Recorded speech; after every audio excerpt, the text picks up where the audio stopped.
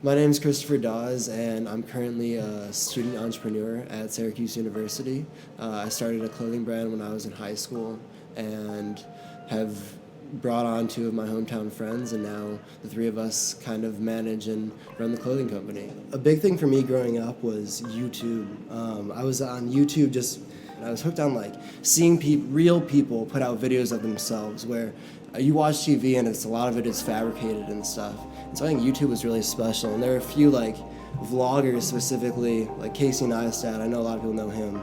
But Ben Brown, he lived in South Africa, and I just enjoyed being able to see a different perspective of life. And so I'd watch a lot of vlogs and a lot of videos like that. And Ben specifically, I remember there was one video, and he had a shelf of clothing, like a clothing rack, right behind him. So just like this, I'm getting filmed and there's just a clothing rack behind him and with some clothes on it. And I was like, man, wouldn't that be cool to have my own merch where I could just somebody would order online and I would go back there, get a shirt out, put it in, and then ship it out. To me, that idea seemed really cool. And I've always been super into, what I've worn, the clothes that I wear. I remember when I was a kid, people would be like, I hate dressing up. I hate dressing up to go to church, or I hate dressing up to go to family dinners and stuff. And to me, I never really saw why people were so, I was like, it's just clothes. It's not that annoying. I was never somebody that was, always in sweatpants or, I don't know, I just wore what I wore, and if it was annoying to be with, annoying to deal with, then it was annoying to deal with, and I just dealt with it. And so I guess clothes have always kind of been the way to express myself. And so I was this 15-year-old kid, and I went to Target, made the logo in 5 minutes, went to Target, got iron-on prints, and put it on 3 different t-shirts, 3 different colorways I made. 2 of them said nice as heck, because I was like, okay, I need this back job, if my mom saw or whatever, and 1 that said nice as fuck. And so I went to Oberweis that night with my friends, and we all wore the shirts out, and that night was the night of reckoning. It was just all these moms in there just looking at me and giving me bad looks and almost pushing their kids away. And I was like, okay, maybe I need to take a step back and realize my privilege here. I've always liked the idea of wearing clothes that I guess not that many other people have worn, and so I guess it just started with me making something myself, and now I just literally just did not stop. I just kept going after that. Sophomore year, I began doing sewing at the warehouse. I started taking classes in the warehouse and learning how to sew. And that was really important because this whole time I'd been using film, and what do I get at the end of the day? I got a .mp4 file, I got a .mov, I got a flash drive with my movie on it. I put it on a CD and give it to my parents. As much as I love having something that you can watch, something that was tangible and that I could hold was also a super important part of what I thought making art was, or what I think it is still. And so being able to learn how to sew has given me that tactile medium to really express myself in a way that I never had before. I'll always be an artist above all. I didn't start doing it for the money. I haven't taken a dollar out of the company. I don't have to. I'm lucky enough and fortunate enough to go to college, and so we've decided to really just put all the money back in until we need to, until we can make a salary off of it.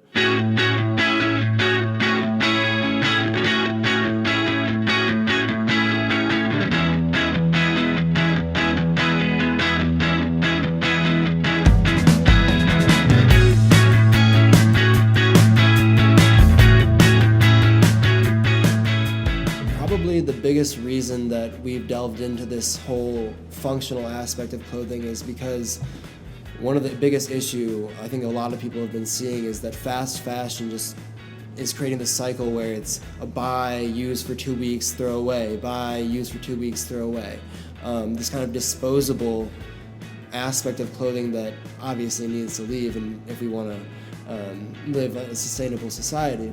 One of the biggest things that we can do as a company other than getting entirely organic in fabrics and just making sure our manufacturers are using the best practices and ethical practices. Other than that, one of the biggest things that you can do is create clothing that will last not 2 weeks, but 15 years, 20 years, something that's going to be passed down to hopefully like your kids or your offspring or just a friend if you want to, you know? So we don't want to make clothes that are going to be thrown out after 2 weeks. And one of the things that can help that is something that's functional.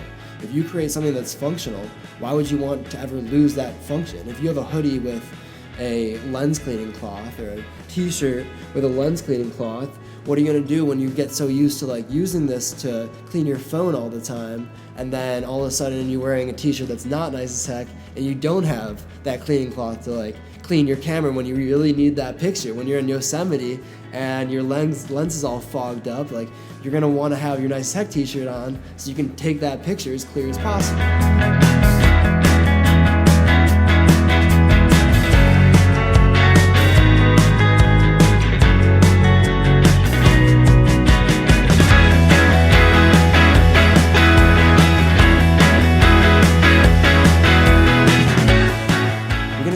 Of the success to social media. That's been really important, especially for reaching a wider audience online, because there's only so many posters you can put up outside and stickers you can put up, but how are you going to be reaching people in other countries? And that was one of the big things we wanted to focus on this year is, okay, how can we widen our reach from, okay, look at it now. So my two partners, one of them goes to USC in California, the other one goes to Chapman in California, and then I'm over in Syracuse. And so as good of a job as we did back in Illinois and Chicago, spreading our high school and the high schools around us, there's still not that global outreach that we really need in order to be a successful online brand in today's environment. And so something like TikTok is actually a tool that might seem like it's for younger kids, but the reality is if you put something, you don't know who's going to see it. You don't know how many people, maybe from Venezuela, just seem to love your product, and then you get this entire fan base in Venezuela. It's very interesting to think about how in school, when you learn business, you're technically learning like outdated material. There's not going to be, I think a lot of colleges and universities try to pick up them on the quick and do online marketing courses and implement them quickly. But something like TikTok, it's like, how do you have a class for that? How do you learn about that in college? Who's going to tell you that? Like, why social media is such a new and growing animal. Nobody knows what's going to happen. You never know their longevity, how long they're going to last. Like Vine was, 2 years, and then it was gone. So I guess you just have to be careful with where you put your cards in social media, but I think they're a crucial part for sure in gaining audiences that you could have never foreseen before.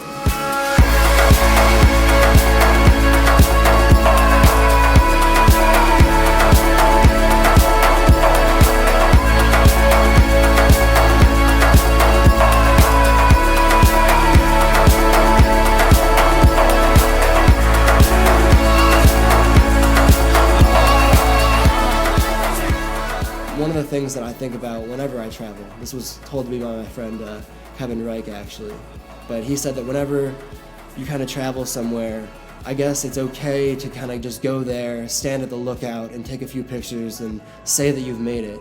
But it's another thing to really get into nature and interact with it, hike with it, stand on it, snowboard on it, skate on it. The world is, I guess, I don't know, when I look at outside, I'm driving on the road, I'm not looking at a handrail like to hold, I'm looking at a handrail, can I skate that? I guess no matter like what you consider nature, everything can be interacted with in different ways. And so I guess just like, yeah, for the time being, we want to be somewhere where we can really interact with nature and get that side. One of the things we say is that Nice Tech is inspired by board sports and the outdoors. So really to just like live the story that we're trying to tell is really important to us. Honestly, we want to spread the message that there are other ways than, I don't know, getting like a 9-to-5 right out of college. And that if you can find really like what you love and are able to do that every single day and like figure out how to make money doing what you love every single day, then I think that that's how you become fulfilled as a person. We also believe in living an experience-based life and just getting outside, and like a lot of the videos that we make obviously prompt people to get outside. We do a lot of road trip videos, and I don't think any of our videos are really set inside. They might start inside where a bunch of people are like bored sitting around, but they always like get upbeat, and we want people to get outside, start finding what they want to do, and just live their nice life in whatever fashion that means to them, but find what that nice life is and commit themselves to it, and just don't stop doing what you love, because if you want to be happy in this world, like that's the only way you're going to do it, maybe. I mean, it's different for everyone, but personally, that's just how I feel, and that's how we feel. I had a mentor that told me that he's like, you need to live and you need to breathe it. He's like, you don't have a girlfriend. He's like, your company is your wife, you know? He made that connection. Like, your company is like who you're married to. It's like, you need to live, you need to breathe this. Like, you gotta wake up in the morning and just like be amped to do it. Because if you don't have the passion to do that, like, you're not gonna make it. And so I'm not in it for the money, and I don't think I ever will be. I just love creating things, and that's never gonna stop. And Nice as Heck is one of my endeavors of creation, and I am more than excited to see where it goes.